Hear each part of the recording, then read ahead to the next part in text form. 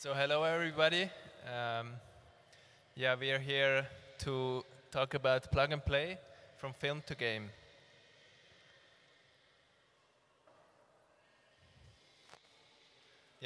So next to me here is Frei, who's a filmmaker, animation filmmaker, based in Switzerland, and me, I'm Mario von Rickenbach. I'm a game developer, game maker, also from Switzerland.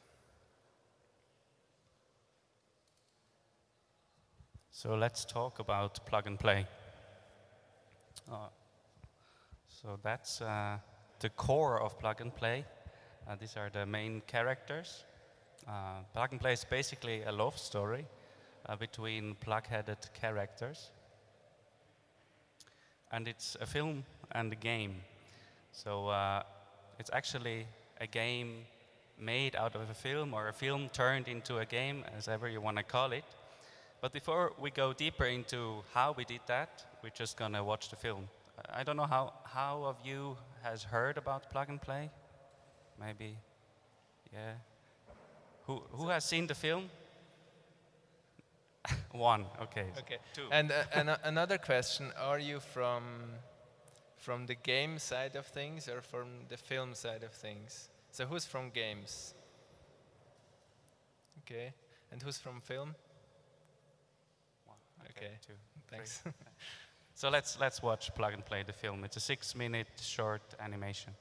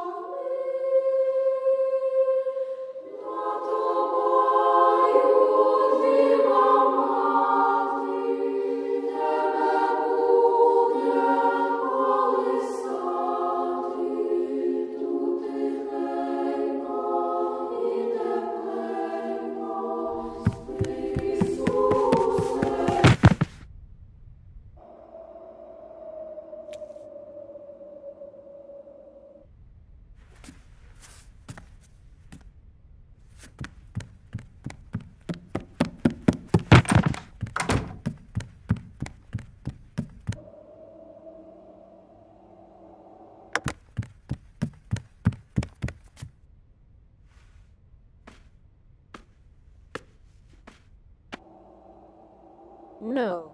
Yes. No. Yes. No. Yes. No. Yes. No. No. Yes.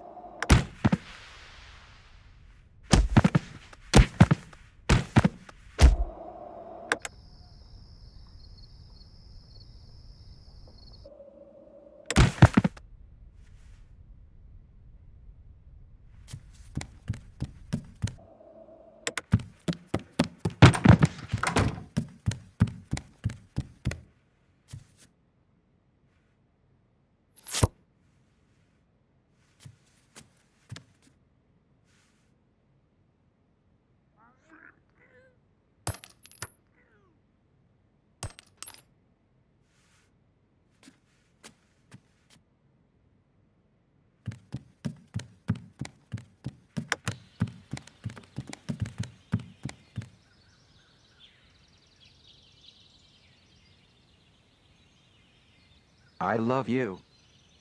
I don't think I love you. Are you sure? No. I think you love me. I don't love you enough. I think I don't love you enough either. But I know I love you. I'm not sure. You are too slow for me. You are too busy, but I love you. Do you want to hug me? Yes, I do. But it might be wrong. I love you. I don't think you love me. I know I love you.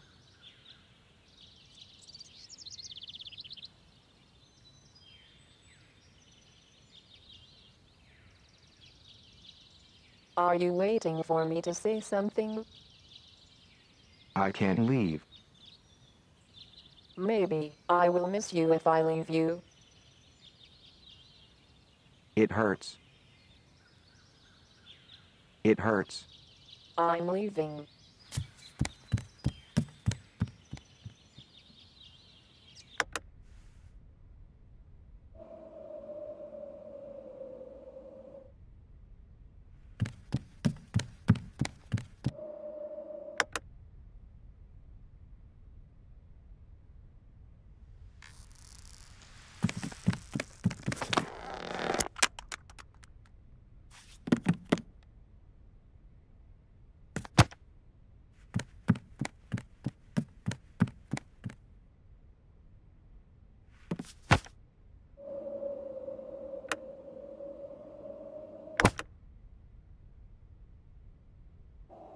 No. Yes. No. Yes. No. Yes. No. No. Yes.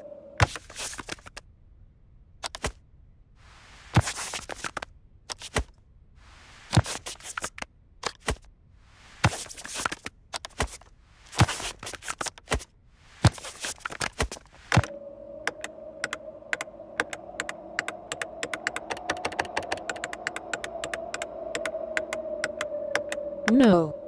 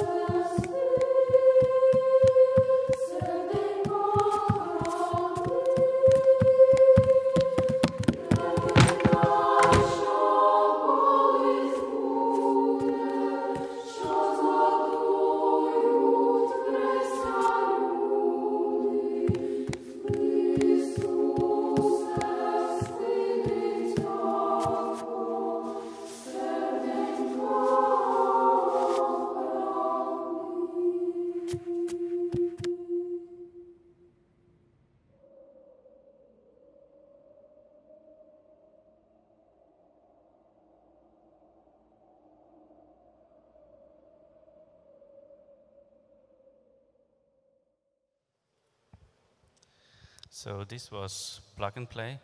The film, it was quite a successful festival film.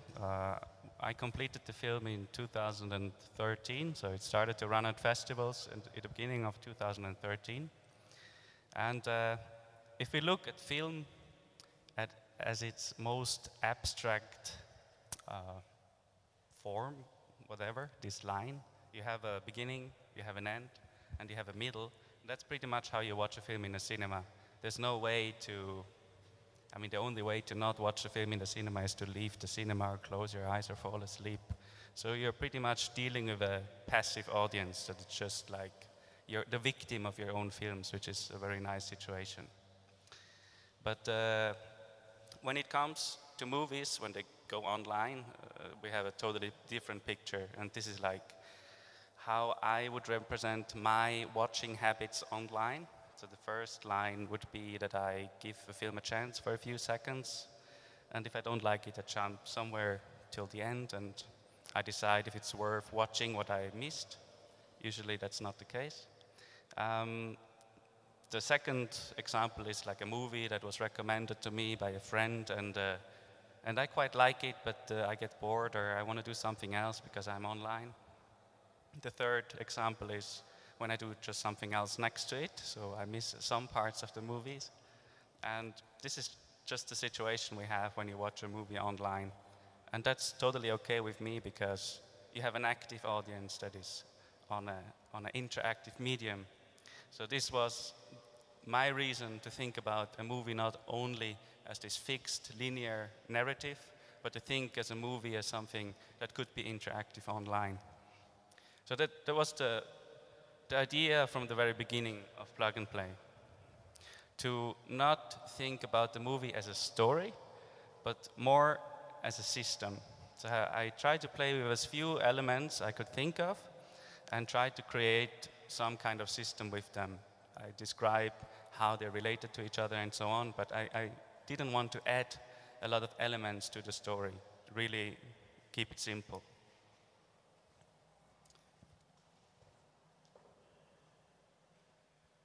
So this was my first kind of game design document, if you want to call that, because I'm not a game designer. I'm not very good at programming. I'm super slow. But this was kind of, I had like this idea, that it could work like that. Here, the movie was finished. It was not shown at festivals yet, but it was completed. And I sent the movie to someone I thought could help me with that. And this was the guy who stands next to me, Mario. I sent him the movie and asked if he wants to drink a coffee with me. Yeah, so we met at the coffee. It was very good. And we started to talk about what we do, like introduce each other. And I am a game developer. I made a few games before, just different kinds of games. Not really maybe in this style, but I'm interested in variety, so I don't want to always do the same thing.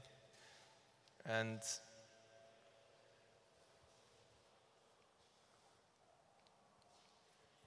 doesn't work.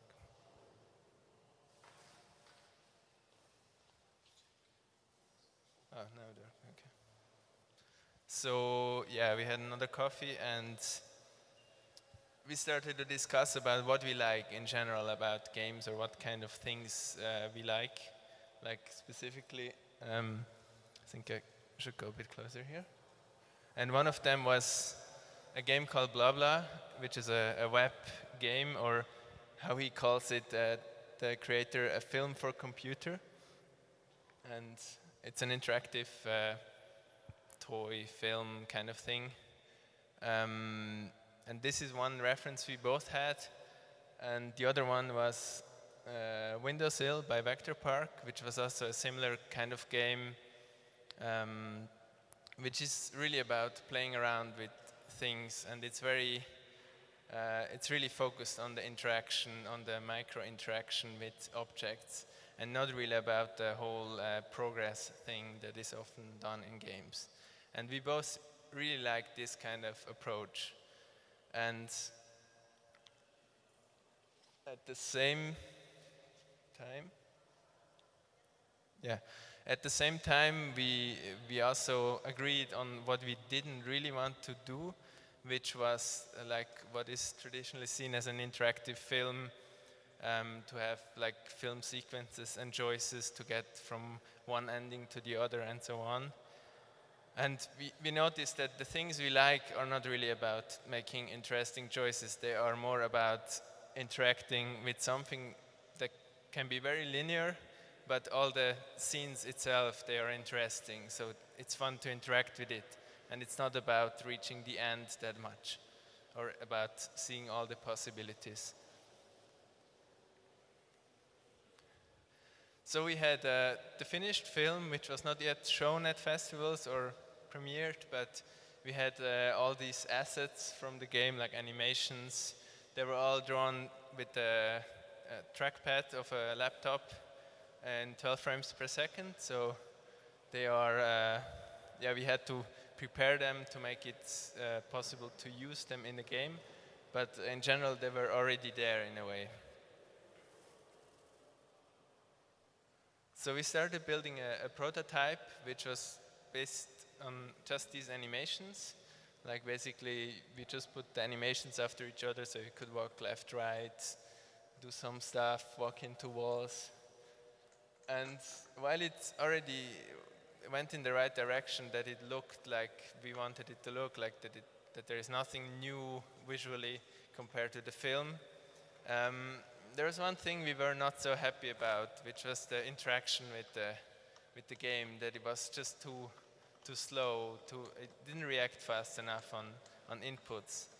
And that was because we had this 12 frame per second animation, which just took some time always to react with a new, let's say, to start walking, this character just takes half a second.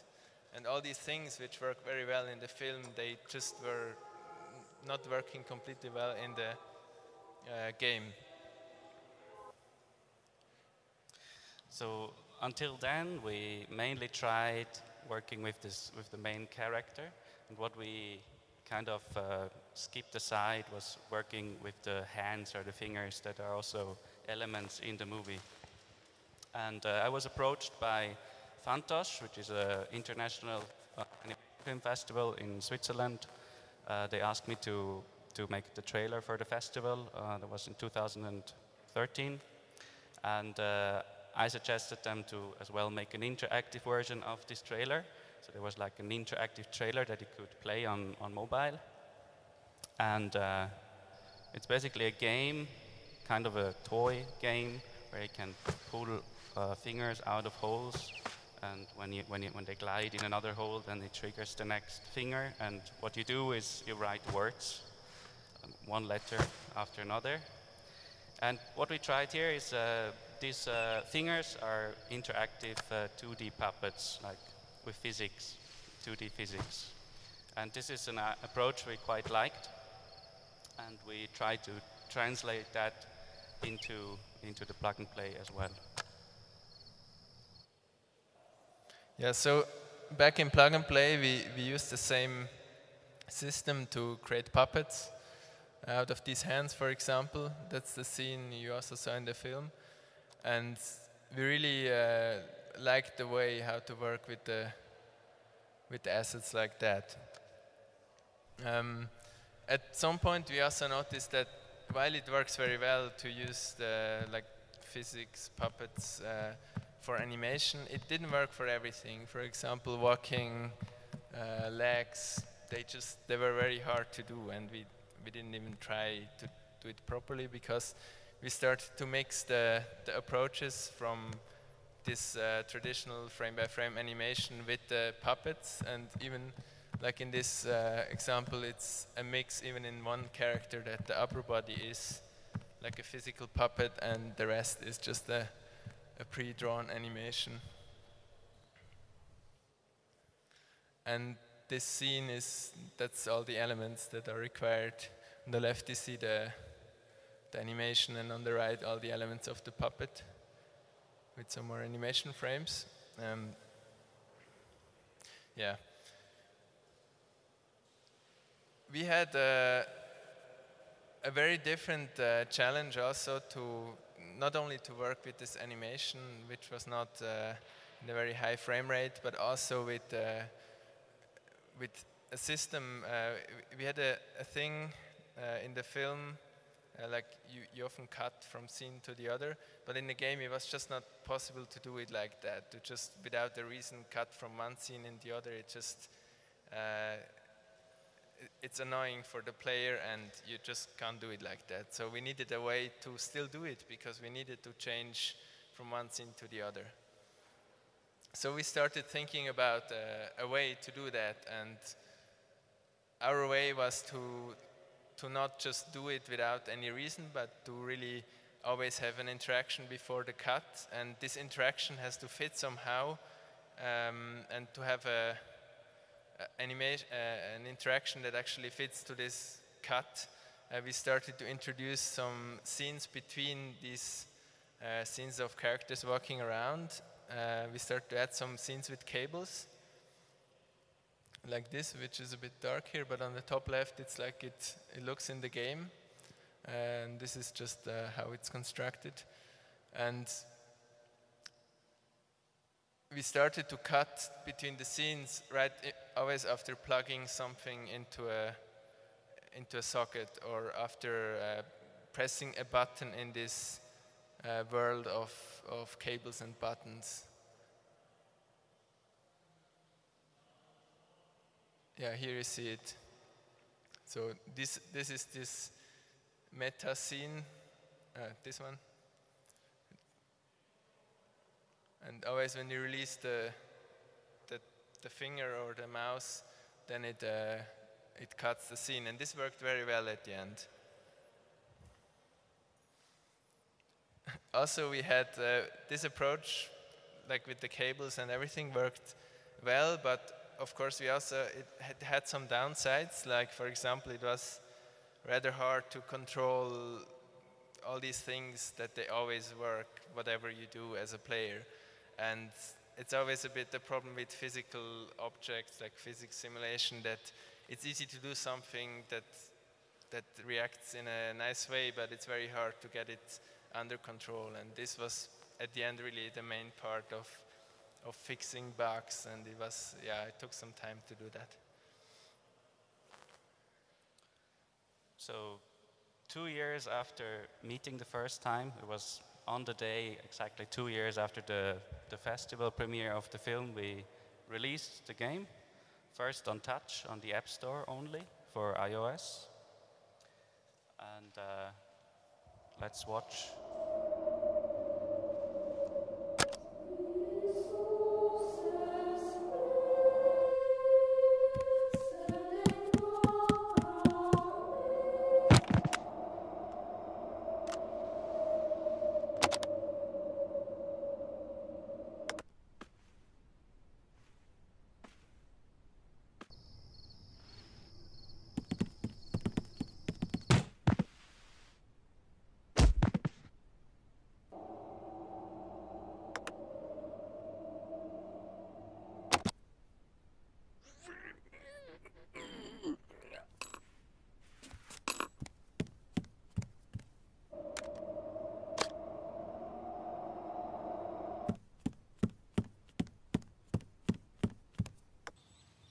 Yes.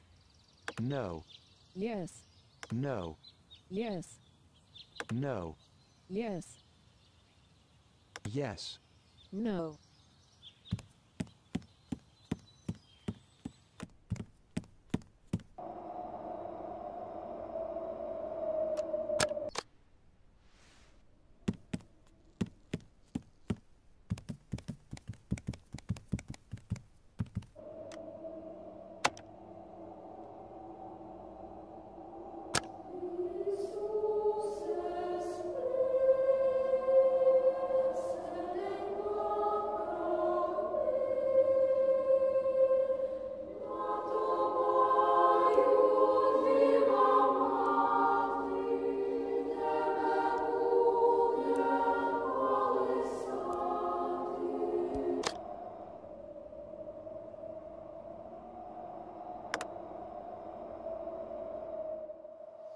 So the game takes about 10 minutes.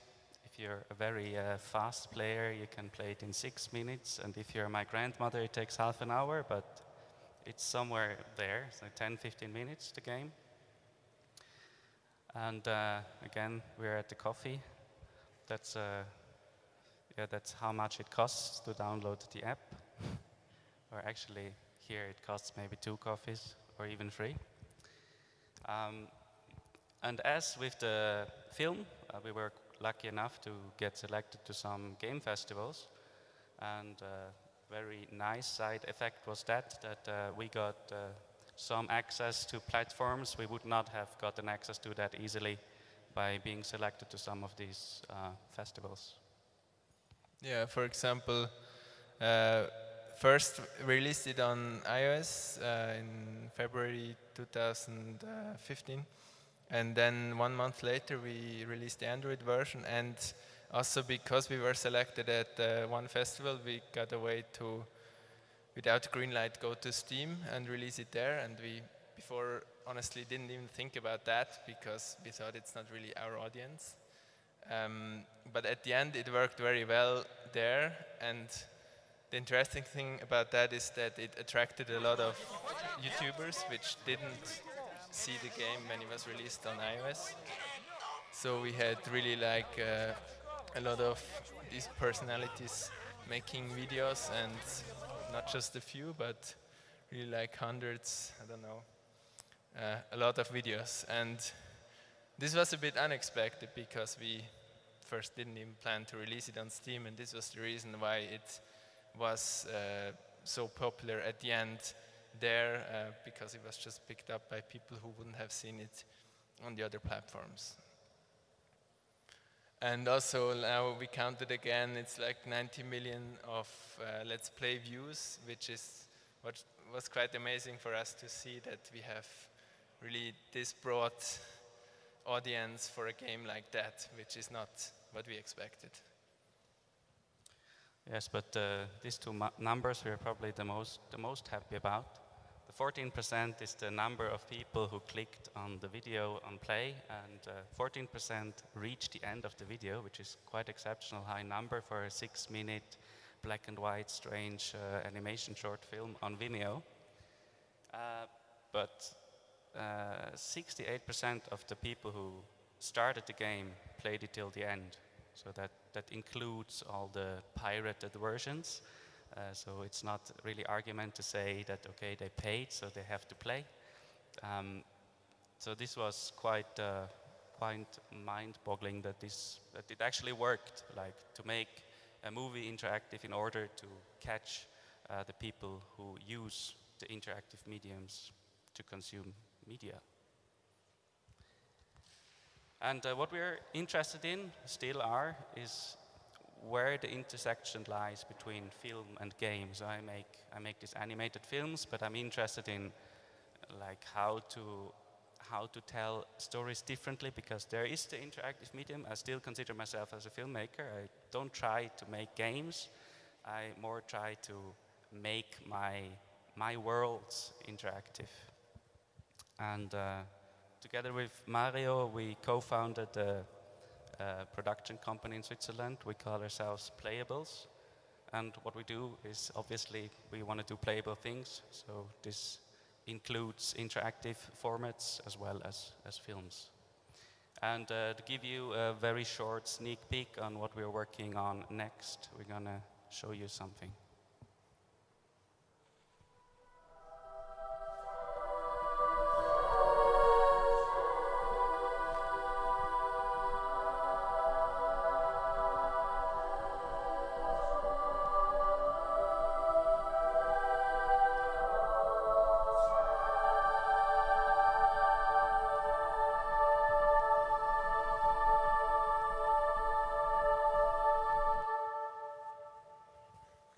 Very cinematic. Yeah, that was it from us. We're happy to hear any questions from your side, and thank you for listening. Thank you. Hi.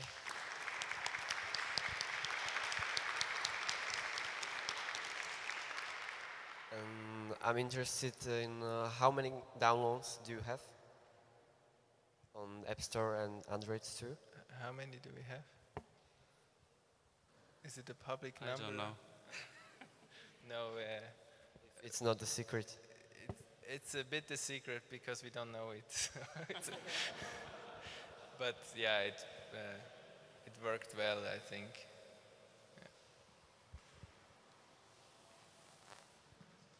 Any other question? Well, no one. So I'd like to ask you one question. Your both projects have very distinct or very unusual art style. So why have you decided to tell interactive stories via this art style? Well, I have a background in traditional animation, so I draw, and I have also a very, minimalistic approach to drawing. So I'm not doing anything fancy. I try to find the simplest way to visualize something, and yeah, I mean, this just came about like that. I think design is in one way, it's just like personal preference, like how you try or how you want to express yourself, and on the other hand, design is something very systematic, and then of course you're always somewhere in between. Yeah. Any other questions? Okay, thank you guys. Yeah, thank you. Thank you.